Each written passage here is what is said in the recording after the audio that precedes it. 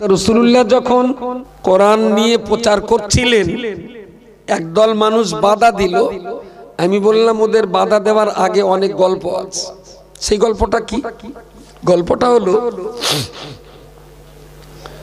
রাসূলুল্লাহর উপরে যখন কোরআন নাযিল হলো, তিনি একটু সুযোগ পেলে রাস্তাঘাটের কোনো জায়গায় বসে, একটু সাইটে, একটু মরুভূমিতে, কোনো একটা ফাঁকা জায়গায়, একটু গাছতলায় উনি বসে বসে একা একা কোরআন শরীফ তেলাওয়াত করতেন। রাস্তা দিয়ে যারা যেত, এই কোরআনের আওয়াজ ওদের কানে পড়লে ওরা ভালো লাগতো। আস্তে আস্তে আস্তে আস্তে এসে রাসূলুল্লাহর পাশে বসে তারা কোরআন শরীফ শুনতে লাগতো। বলুন সকলে সুবহানাল্লাহ। ওরা মুসলমান ছিল না, ওরা তখনো কলমা পড়েনি, ওরা তখনো ইসলাম জানে না, ওরা তখনো আল্লাহকে এক আর মুহাম্মদকে নবী বলে মেনে নেয়নি। কিন্তু কোরআন শরীফ শুনতে ভালো লাগতো, ওরা এসে বসে বসে কোরআন শরীফ শুনত। তো আজকে যে ছেলেটা শুনেছে, শুনে টেনে বাড়ির থেকে যাওয়ার সময় মোহাম্মদ রাসূলুল্লাহকে জিজ্ঞেস করতেন, মোহাম্মদ তুমি আবার কখন পড়বা? বলছে কেন? বলছে তুমি পড়লি না, বিরাট ভালো লাগে, আবার কখন পড়বা? তখন এসে আবার শুনবো। একটু সুবহানাল্লাহ বলেন। তো রাসূলুল্লাহ বললেন, আমি যে কখন পড়বো তা কি বলি বলো দিন খোকা, তা তুমি আবার কালকে বিকেলের দিকে এসো, যদি কোথাও সুযোগ পাই তুমি একটু শুনে যেও, আমি পড়বো, তুমি শুনো। ও বাড়ি নিয়ে গিয়ে আসার সময় ও চাচতো ভাই, ফুফুতো ভাই, খালাতো ভাই ৩-৪টে ডেকে নিয়ে বলছে, একটা দারুণ জিনিস শুনিস আমি, আমার সঙ্গে চল, দেখবি সে বিরাট ভালো লাগবে। আজকে যদি একজন শোনে, পরের দিন শুনতে আসার সময় ৩জনকে সঙ্গে করে আনে। জোরে সোরে বলুন সুবহানাল্লাহ, সুবহানাল্লাহ। দ্যাট ইজ মিরাকেল অফ কোরআনুল কারীম। এটাই হলো কোরআনের মুজিজা। মক্কার বেদিন কাফের মুশরিকদের নওজওয়ান যুবক ছেলেগুলো রাসূলুল্লাহর কাছে বসে বসে আল্লাহ পাকের কোরআন শুনতে লাগলো। এত সুন্দর তন্ময় হয়ে তারা কোরআন শুনতে লাগলো। রাসূলুল্লাহ পড়ে পড়ে একটা সময় যখন শেষ করতেন, ওই বেদিন কাফের মুশরিকদের বাচ্চাগুলো ওরা আবার রাসূলুল্লাহর সামনে দাঁড়িয়ে বলতো, মুহাম্মদ আপনি আরো একটু তেলাওয়াত করুন, আপনার তেলাওয়াত শুনতে বড় ভালো লাগে। নবী আমার কাজে তাগিদে বলতেন, আমি একটু ব্যস্ত হয়ে পড়েছি, তবে অপেক্ষা করো, আমার কিছু জ্বালা যন্ত্রণার কাজ কাম মিটিয়ে এসে আবার তোমাদিগকে আল্লাহর কালাম শোনাবো। রাসূলুল্লাহ কাজের জন্য বাড়িতে চলে গেলেন। বেশ কিছু সময় কাজ কাম সেরে ফিরে এসে দেখলেন, কলমা না পড়া, ঈমান কবুল না করা, মুসলমান না হওয়া সেই ছেলেপিলেগুলো আল্লাহর কোরআন শোনার জন্য তখনও তারা বসে আছে।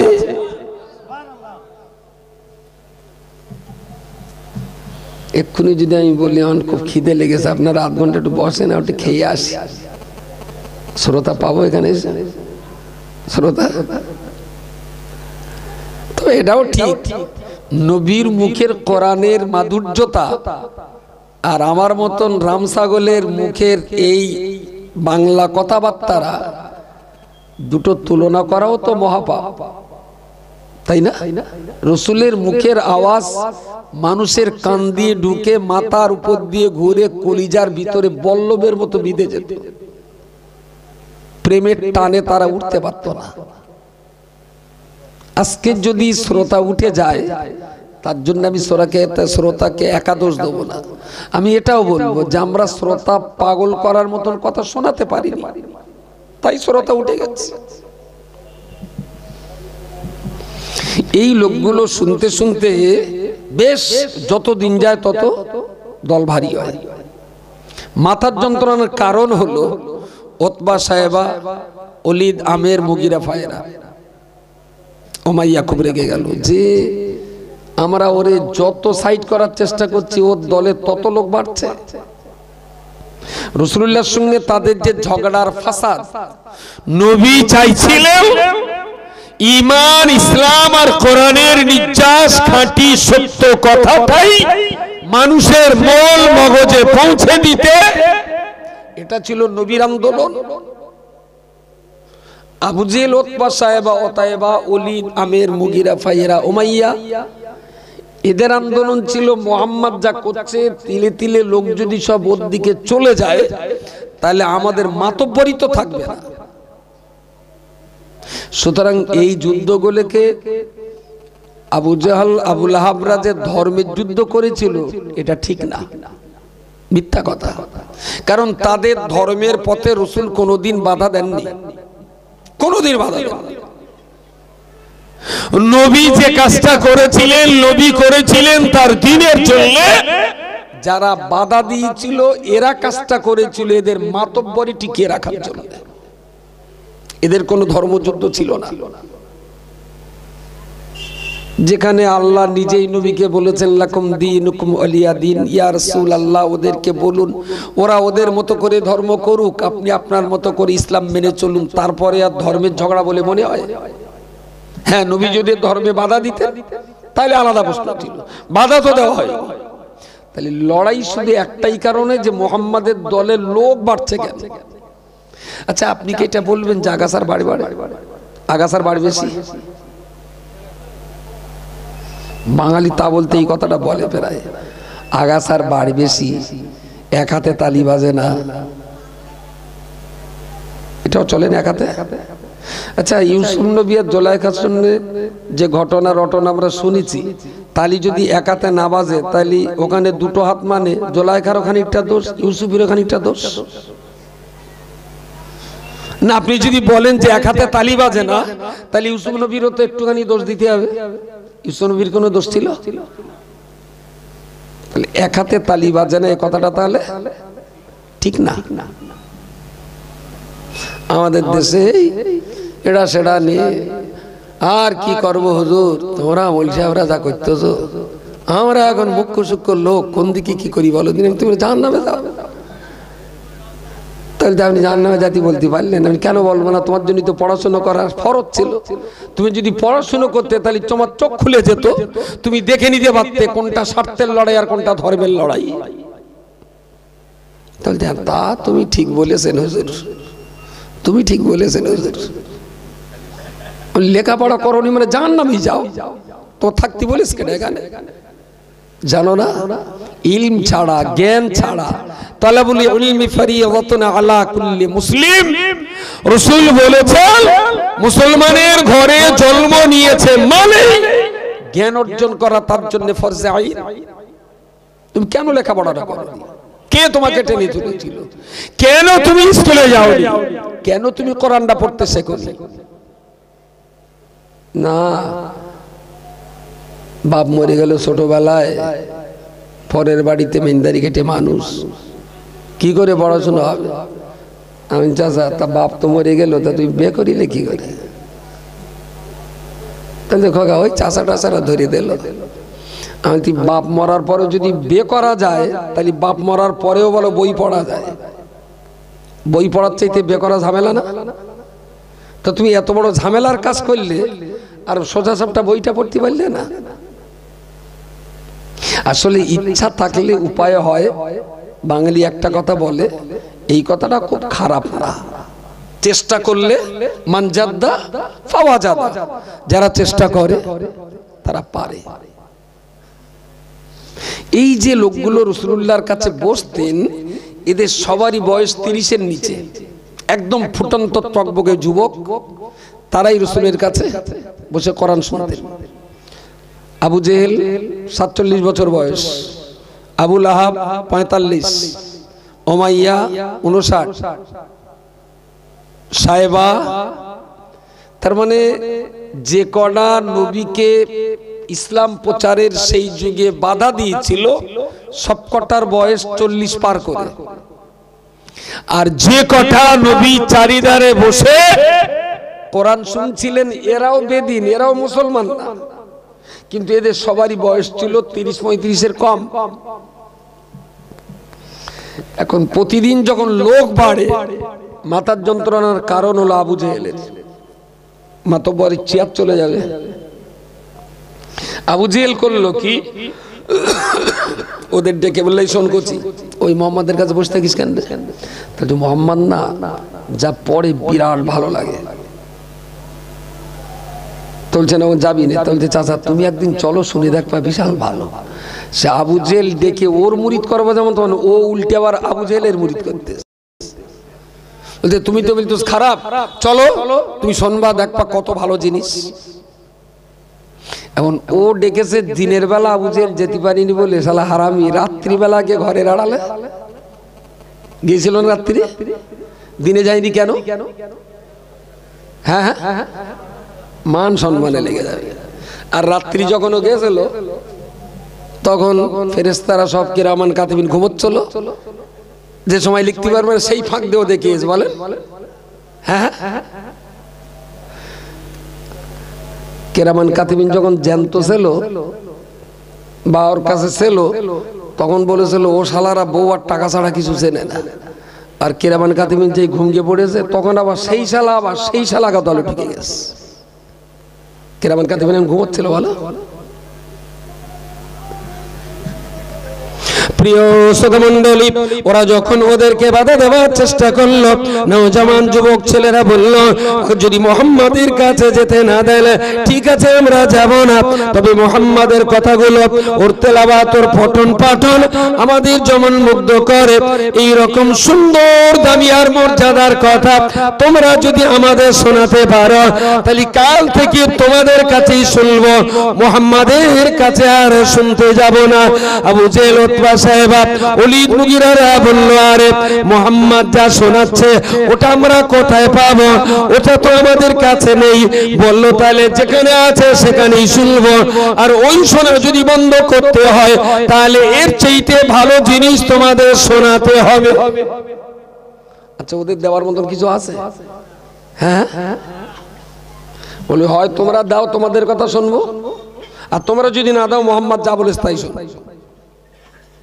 তাহলে এদের প্রথম প্রচেষ্টা ব্যর্থ, ছেলেপিলেগুলো টানা গেল না। ওরা কিন্তু একটাও তখনও কলমা পড়িনি, অথচ আবু জেহেলের সঙ্গে ওদের লড়াই চলছে, কলমা কিন্তু পড়ি। দ্বিতীয় স্টেজে যে ওরা দেখলো যে এই যে চ্যাংড়া ছেলেপিলে এদের তো বলে বোঝানো যাচ্ছে না, ও তো পাগলের মতন হয়ে শুনছে, আর শুনতে তো ভালো লাগে। আমরা না সত্যি যদি কোরআন শরীফের মানে বুঝতাম ঘন্টার পর ঘন্টা শুনতে ভালো লাগতো। আমরা মানে বুঝি না বলে আমাদের সেই আত্মিক সেই টান্ডা থাকে না। যতটুকু শুনি কোরআন বলে বাহ্যিক ভক্তি দিয়ে শুনি, কিন্তু ভিতরের টান্ডা থাকে না। আর ওরা তো আরবের লোক, আরবি কোরআন, নবী এক লাইন পড়ছেন আর ওর সঙ্গে সঙ্গে তা বুঝতেও পারছে। এরা তখন করলো কি, এই চ্যাংড়াদের তুলতে গেলি ওদের কিছু লোভ দেখে তুলতে হয়। সোজা সাপটা যদি বলা যায়, কেঁচোদের যদি কই মাছ ধরা না যায়, চিংড়ে মাছদের যদি কই মাছ ধরা না যায়, কই মাছ ধরার জন্য সর্বশেষ একটা খাবার আছে, পিঁপড়ের টোপ। শালা যত বড়ই পরেশগার কই মাছ হোক, সুদখোরের আম গাছের পিঁপড়ের টোপ দিলেও কই মাছ ও একবারও ভাববে না যেটা সুদখোরের আম গাছের টোপ, বাবাজি পড়ে যাবে পিঁপড়ের টোপে। জওয়ান ছেলেরা দুটো জিনিসে নাও বানতে পারে, কিন্তু তৃতীয় দফায় কি আর মিস হবে না। ফার্স্ট বললাই ওখানে যাস না, কিছু টাকা পয়সা দেবো, চা পানি কিনে খাবি, একটু ফুর্তি করবি, ওখানে যাস না। তোরা বললো তাহলে টাকা দাও, ওদের কাছ থেকে টাকা লেলে সেই দিন আর যায়নি, পরের দিন আবার গেছে। সুবহানাল্লাহ বলেন। বলতে এই তোর কাল টাকা নিলি বললে আর যাবো না, বলতে ও তো কালকের টাকা, আজকে আবার দাও। তার মানে টাকা হলেছে, কোরআনও শুনছে। আবু জেহেল বললো তাহলে প্রথম দ্বিতীয় প্রচেষ্টা ব্যর্থ। 3 নম্বর প্রচেষ্টা বললো দেখ যদি মুহাম্মাদের ওখানে না যাস তাহলে আমরা তোর একটু মোড়ল টোড়ল করে দেবো, যাস না তুই আমাদের মোড়ল হবি। বলতেছে আমরা যে তোমরা আমার গা মোড়ল করবা তো?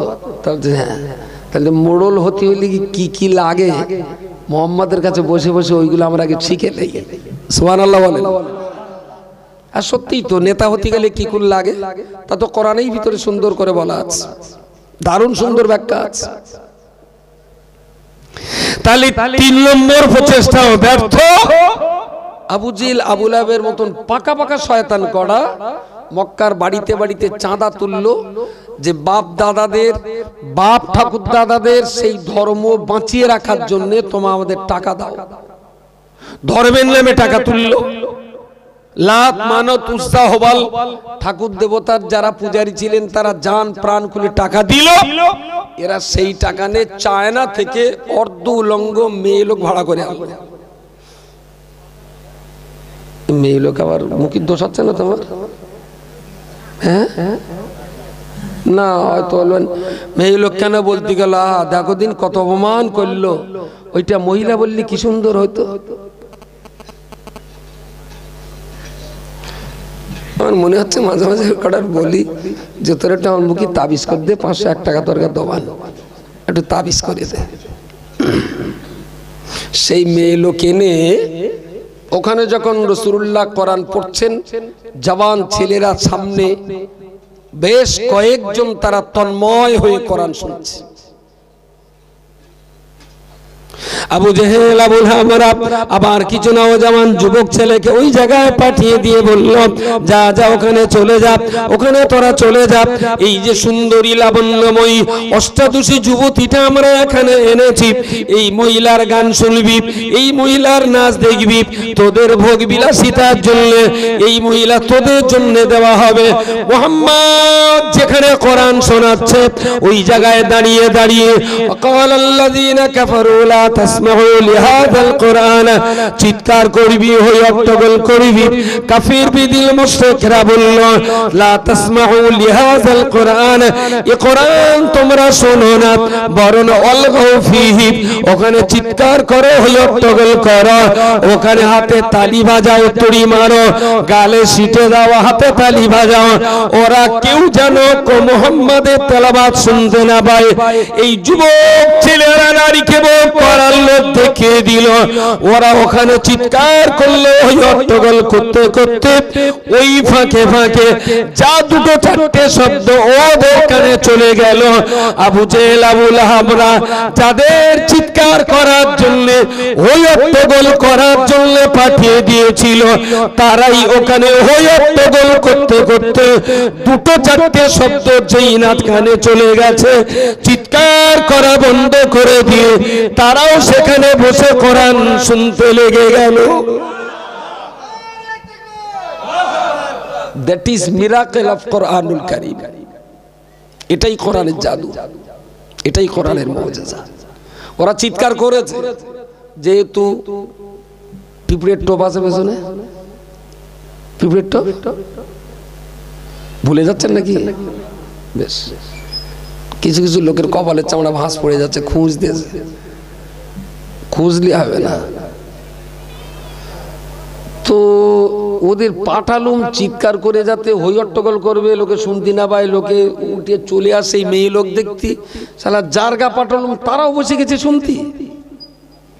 উপায় কি? বললো ঠিক আছে থাক, দাঁড়া। রাসূলুল্লাহ যেখানে কোরআন শোনাচ্ছেন তার দূরেই এবারে মহিলাদের নাচ, ওই মহিলাদের নাচ গান, বিরাট মাজা কোমর দুলিয়ে। হাজার চেষ্টা করছে যুবক ধরার জন্য টোপ দরকার, আর এই টোপের হাত থেকে কোন যুবক যদি নিজের নফসকে টেক আপ করতে পারে, জান্নাত তার জন্য ইনশাআল্লাহ ওয়াজিব হয়ে যাবে। সুবহানাল্লাহ, সুবহানাল্লাহ। এটা ভয়ঙ্কর জিহাদ, নিজের নফসের বিরুদ্ধে জিহাদ করাটা, এটাই হলো সবচেয়ে শক্তিশালী জিহাদ। ওদের ভাড়া করা চায়নার মহিলাগুলো অনেক নাচলো, অনেক গাইলো, অনেক হট্টগোল, অনেক সুন্দর নাগিন সুরে তারা অনেক গান গাইলো, দেহ দেখালো।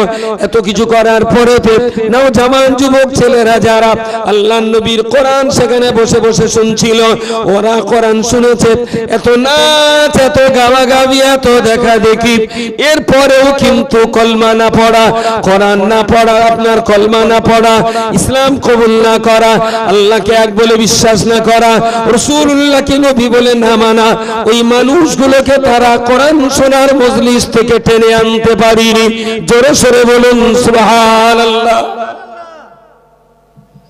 এরা হতাশ হয়ে গেল যে যেভাবে মুহাম্মাদের কোরআন শুনছে, এইভাবে যদি চলতেই থাকে তাহলে আমাদের অস্তিত্ব খুব তাড়াতাড়ি শেষ হয়ে যাবে।